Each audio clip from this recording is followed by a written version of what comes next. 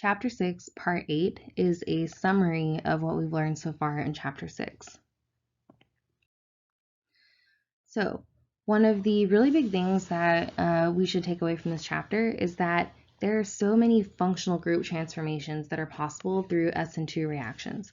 Also through SN1, but they're very easy to demonstrate using a simple SN2 reaction of an alkyl halide and a negatively charged nucleophile. Notice that if you start with an alkyl halide, depending on the identity of your nucleophile, we can create so many new functional groups. Now, this chart is not something that you should, sit down with and try to commit to memory, because that's not really going to get you very far. But it is really cool to look at and say, wow, there are so many new functional groups that I can create, and to kind of keep that in your back pocket. Also, taking a look at these reactions can give you an idea of some common nucleophiles.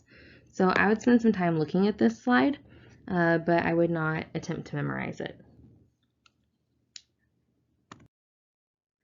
So let's look at some examples and try to take these different factors that affect reactions and use them to determine the outcome of a reaction, both the product that would form and the mechanism that it would occur through.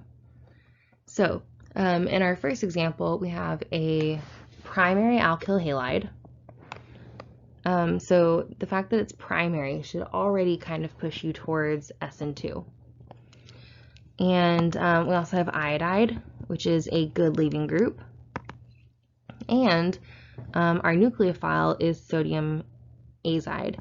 And I want to remind you that this is, even though it's not a compound that you've necessarily seen before, you know that sodium is a metal and nitrogen is a nonmetal. So you should be able to separate them into ions. So azide is a pretty dang good nucleophile. It is able to kick out iodine and do an SN2 reaction. So our product would look like this. In our next example, we have a secondary alkyl halide, which is kind of a gray area. It could be SN1, it could be SN2. So from there, what you want to do is take a look at the identity of your nucleophile. Our nucleophile here is, again, ionic. We have a negative charge on sulfur. We know that this is a good nucleophile. This is not going to do an SN1 reaction. This is a good nucleophile. It's going to come in and do a backside attack. So it's going to come over here and attack this bromine, or attack the carbon rather, and kick out the bromine. And this is going to give us our same carbon framework, but we're going to show an inverted chemistry here. And we create a thioether as our new functional group.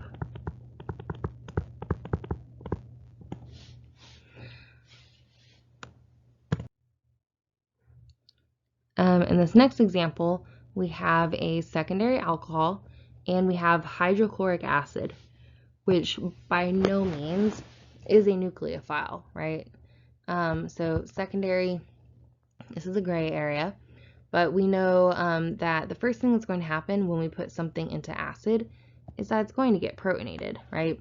So the oxygen will pick up the proton, and that'll break the bond between the hydrogen and the chlorine, creating chloride.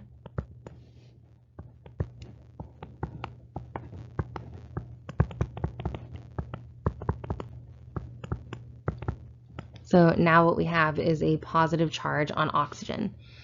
And the reason we did this is that hydride is not a good leaving group, so no chemistry was going to happen to the alcohol directly.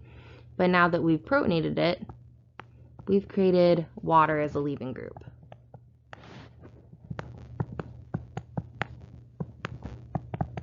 So we have a carbocation and we have water.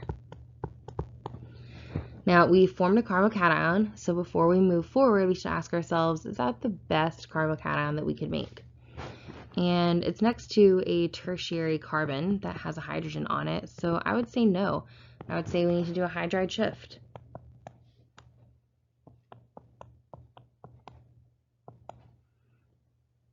That hydrogen is now over here. We don't necessarily have to draw it, but I'm going to draw it to show you what happened. And now we have a carbocation. We also have that chloride that's floating around from earlier. And that is going to act as our nucleophile, giving us our new product.